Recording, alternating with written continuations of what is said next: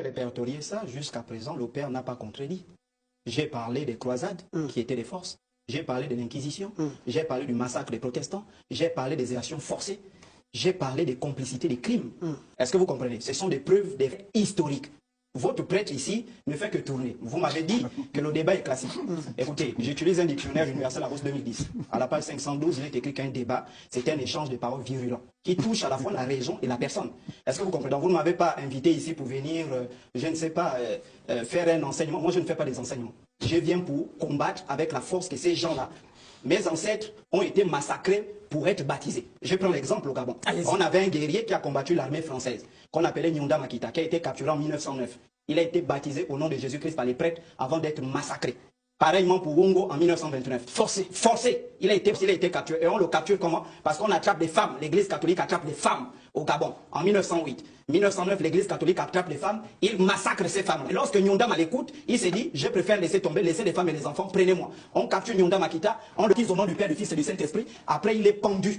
Pareillement pour un guerrier qu'on appelle Wongo en 1909. Donc vous ne pouvez pas venir me dire que nos ancêtres se sont délibérément allés. Moi je prends même l'exemple de la Chine. Pourquoi la Chine casse les églises? Parce que Jésus a été imposé en Chine à travers des bols de riz. Lorsque ces prêtres catholiques maudits qu'ils sont, ils arrivaient tueurs, assassins, pédophiles, violeurs et tueurs de peuple. Lorsqu'ils arrivaient en Chine, ils demandaient aux Chinois que la Chine a traversé des moments difficiles. La colonisation japonaise, non, on parle de l'universalité de votre religion. Vous avez tué des Indiens, vous avez massacré des Amérindiens. Il ne faut pas nier l'histoire. Moi, je viens pour vous rappeler l'histoire. Pour vous qui devez nous enseigner cette histoire, vous êtes docteur en théologie. Je ne sais pas comment, docteur en théologie, vous ignorez l'histoire. Ça prouve que vous êtes formé pour coloniser et non formé pour être rationnel. Et donc, pour revenir sur lorsque ce christianisme-là part en Chine, pourquoi aujourd'hui la Chine détruit le christianisme et les mosquées? Parce que quand ils partent en Chine, les Chinois sont affaiblis par la colonisation japonaise. Et affaiblis par la colonisation japonaise, ils ont faim. Les prêtres catholiques viennent pour convertir les Chinois. Ils disent, si tu acceptes Jésus, on te donne un bol de riz. C'est pourquoi en Chine, je l'étudie encore même ce matin, on parlait des chrétiens du riz. Beaucoup ont été convertis par la peur. Beaucoup ont été convertis par la force. Beaucoup ont été convertis par la terreur. Et c'est ce qui fait que l'église catholique s'est implantée partout. Et je pense, en 2010 ou je ne sais pas quoi, le pape... J'aurai l'occasion de publier ça sur mes pages. Le pape Benoît XVI, qui avait publié « Je demande pardon au nom de l'église catholique pour tous les crimes que nous avons commis ». Pourquoi il le fait? Parce que l'église catholique a perpétré des massacres. Et pour revenir maintenant sur la question, je corrige rapidement quelque chose qu'il a eu à dire ici. Il dit les Africains les sacrifices. Moi je rappelle dans sa Bible, il devait apporter la Bible ici. Il y a un roi qui est parti combattre, il a prié l'Éternel. Il a dit l'Éternel, si tu me fais gagner la guerre, je te sacrifie la première personne qui va venir me rencontrer. Quand il revient de la guerre, c'est sa fille, sa première fille qui arrive. Il a pris cette fille et il a sacrifié à l'Éternel leur Dieu. Quand vous me parlez des massacres des êtres humains, leur Dieu, c'est le plus grand dans la Bible. Qui tue à la fois des enfants, qui tue à la fois des bébés, qui tue à la fois des femmes vierges, des innocentes. Donc, pour revenir sur la question, vous avez posé la question, quelle était la spiritualité que ces colons ont trouvée en Afrique? Ils ont trouvé une spiritualité très bien structurée.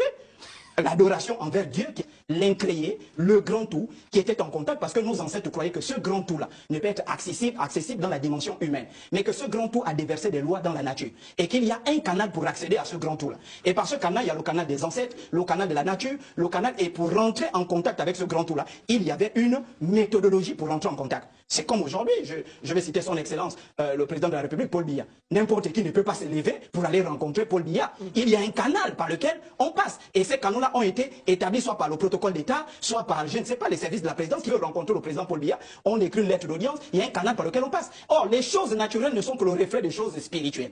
Et donc, pour rentrer en contact avec Dieu, il y a un canal par lequel les ancêtres passaient. Et par leur hospitalité, ils ont laissé, parce qu'ils ont d'abord envoyé, avant de coloniser les Africains, ils ont d'abord, je vous informe dans l'histoire du Cameroun, lorsque Otto von, chancelier de l'Allemagne, la conférence de Berlin 1884-85, va envoyer des militaires ici, des commerçants pour venir coloniser le Cameroun, il y a d'abord eu une phase d'espionnage. Espionnage par qui? Par les Portugais, qui viennent d'abord espionner, voir les cultures. Mais je suis en train de vous dire, et ils envoient les religieux pour détecter également, rentrer par l'hospitalité pour aliéner. Et à partir de là, les commerçants, les militaires sont venus imposer leur pouvoir. C'est une église de massacre.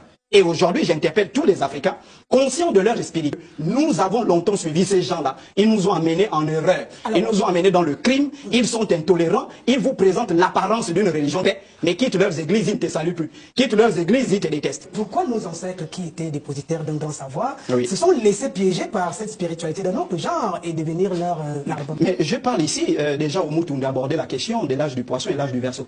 Voilà, lorsqu'on est dans l'âge du poisson, les vibrations sont basses. On est caractérisé par l'hospitalité. Et donc nos ancêtres, d'ailleurs, en Afrique, Je remercie les Camerounais qui m'ont accueilli de façon hospitalière. C'est notre nature. Quand on arrive, quand un étranger arrive, il a été très bien accueilli. Et c'est par cette qualité qu'ils sont rentrés pour espionner nos ancêtres.